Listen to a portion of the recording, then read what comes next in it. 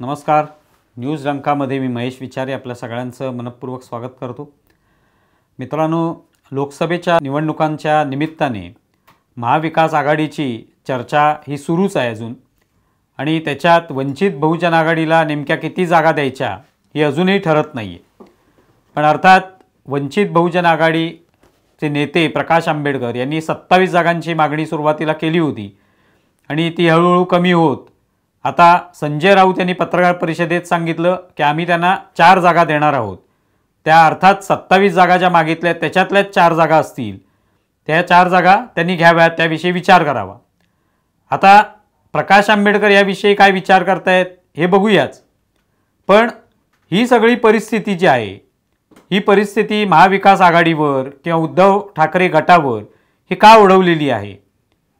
वंचित बहुजन आघाडीला तुम्ही सोबत घेतलं, उद्धव ठाकरे प्रकाश आंबेडकर एकत्र बसले, एकत्र येण्याचं ठरवलं, आणि आज मात्र अशी परिस्थिती आहे की जेव्हा जेव्हा महाविकास आघाडीच्या बैठका होतात यात सगळ्या जागा वाटपाविषयी, त्यावेळेला वंचितला बाहेर ठेवलं जातं, बाहेर बसवलं जातं. पहिल्यांदा त्यातले हे 3 पक्ष जे आहेत, उद्धव ठाकरेंचा पक्ष, शरद पवार आणि काँग्रेस, हे पहिल्यांदा चर्चा करतात आणि मग जे काही त्यांचा निर्णय होतो तो वंचितला ऐकवतात आणि त्यांच्यासमोर प्रस्ताव ठेवतात. तर हेच सातत्याने होत आलेलं आहे. मग नेमकं तुम्ही त्यांना जवळ बोलावून किंवा मैत्रीचे त्यांच्याशी जे काही बंध तयार केले त्याचा नेमका अर्थ काय, हा प्रश्न जो आहे तो या निमित्ताने उपस्थित होतो. आणि त्यातून मग उद्धव ठाकरेंचं जे राजकारण आहे ते अपरिपक्व कसं आहे हे समोर यायला लागतं. अर्थात वंचितची जी ताकद आहे ती काही कमी आहे किंवा कमी लेखून अजिबात चालणारं नाही, हे महाविकास आघाडीला चांगलं माहिती आहे.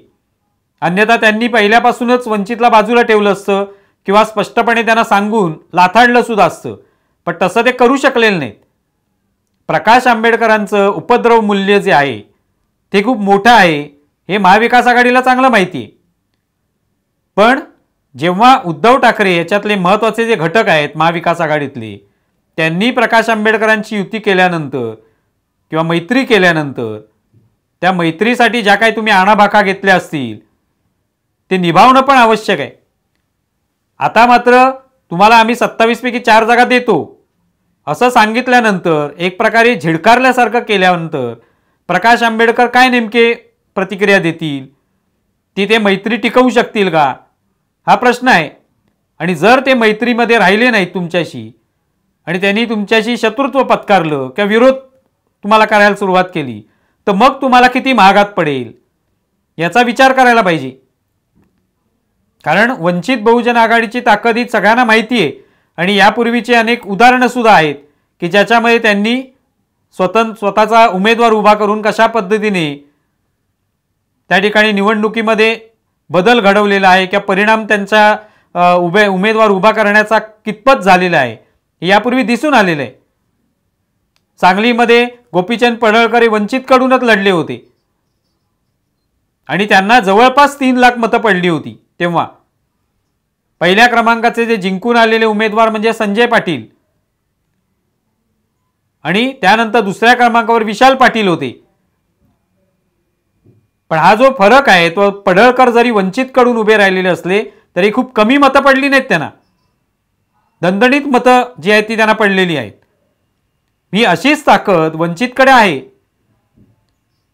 त्यामुळे जर त्यांना झिडकारण्यात आलं, बाजूला ठेवण्यात आलं, सन्मानाने त्यांना वागणूक मिळाली नाही, तर मात्र ते जर स्वतंत्रपणे लढले तर महाविकास आघाडीवर काय संकट ओढवेल याचा विचार करावा लागेल. महाविकास आघाडीने तो विचार केलेला असेल सुद्धा. कारण सध्याच्या काळामध्ये भलेही पत्रकार परिषदांमध्ये, सभांमध्ये हाकाटी देणं ठीक असतं की आम्ही 45 जागा जिंकू, भारतीय जनता पार्टीला उकळून बाहेर टाकू, नरेंद्र मोदींना पराभूत करू, 48च्या 48 जागा जिंकू वगैरे वगैरे सांगणं खूप सोपं असतं. पण प्रत्यक्षामध्ये जेव्हा निवडणुकीत उतरणार आणि त्याच्यात वंचितला सोबत घेतलं गेलं नाही, त्यांना विरोधात ठेवलं, ते विरोधात गेले, मैत्रीची नाती तोडली, तर काय परिणाम होतील हे माहिती आहे. आणि याची वारंवार प्रकाश आंबेडकरांनी आठवण करून दिलेली आहे. त्यांना सुद्धा स्वतःचं उपद्रव मूल्य माहिती आहे की कशा पद्धतीने महाविकास आघाडीकडून आपल्याला हव्या तेवढ्या जागा मागून घ्यायच्या, मिळवायच्या त्यांनी यापूर्वीच अनेक वेळेला महाविकास आघाडीमधले जे 2 पक्ष आहेत, उद्धव ठाकरेंचा पक्ष आणि शरद पवार, यांना आठवण करून दिली आहे, एक प्रकारे टोला लगावलेला आहे की जे फुटलेले पक्ष आहेत त्यांनी आधी आपली ताकद किती आहे ते बघावं. आणि हे बोलल्यानंतर सुद्धा हे दोन्ही पक्ष प्रकाश आंबेडकरांना काही बोलू शकलेले नाहीत, कोणत्याही प्रकारची विरोधातली भूमिका ते घेऊ शकलेले नाहीत. कारण का की त्यांना माहिती आहे की प्रकाश आंबेडकर असं जरी बोलले तरी त्यांना दुखवून चालणार नाहीये. आणि ते बोलतात ते वास्तव परिस्थितीच आहे. उद्धव ठाकरेंच्या पक्षाची स्थिती, शरद पवारांच्या पक्षाची स्थिती ही पाहता त्यांना एक एक माणूस जोडणं आवश्यक आहे. पण अशा पद्धतीने जर त्यांच्याशी वागणूक केली जात असेल तर मग मात्र महाविकास आघाडीसमोर आव्हान निर्माण होणार आहे. आणि ते आव्हान निर्माण जर होणार असेल तर त्याची सगळी जबाबदारी उद्धव ठाकरेंवर येणार आहे. कारण उद्धव ठाकरेंनी वंचित बहुजन आघाडीला आपल्यासोबत घेतलेलं आहे आणि त्यातून आज त्यांना महाविकास आघाडीमध्ये घ्यावं लागतंय. पण त्यांना कुठेतरी सन्मान मिळत नाही अशी त्यांची भावना झालेली. मागच्या वेळेला प्रकाश आंबेडकर यांनी एक वक्तव्य केलं होतं की उद्या आम्ही कोंबडी शिजवू पण शेवटी आम्हाला फक्त मुंडकच मिळेल आणि बाकीचा जो सगळा भाग आहे त्यातलं जे मांस असलेलं जो भाग आहे तो भाग जे ते बाकीचेच घेऊन जातील आणि आमच्या हाती फक्त मुंडकं राहील. असं कसं चालेल?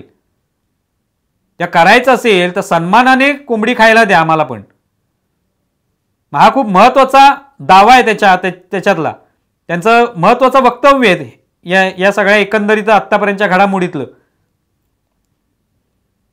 तर त्यामुळे उद्धव ठाकरेंचं जे अपरिपक्व राजकारण आहे की आज भारतीय जनता पार्टीला नमवायचंय, नरेंद्र मोदींना हरवायचंय, भाजपाला काही करून इथे गाडायचंय महाराष्ट्रात, असा जो दावा केला जातो त्यासाठी मग कधी संभाजी ब्रिगेडला सोबत घ्यायचं, कधी समाजवादी पक्षातले वेगवेगळे पक्ष जोडून त्यांना एकत्र घ्यायचं, त्यांच्या मंचावर जायचं, प्रकाश आंबेडकरांसोबत घ्यायचं. पण प्रत्यक्षामध्ये ही मैत्री करताना ती निभावता येईल का याचा काहीच विचार करायचा नाही. त्याचे काय परिणाम होऊ शकतील याचा विचार केलेला नाही.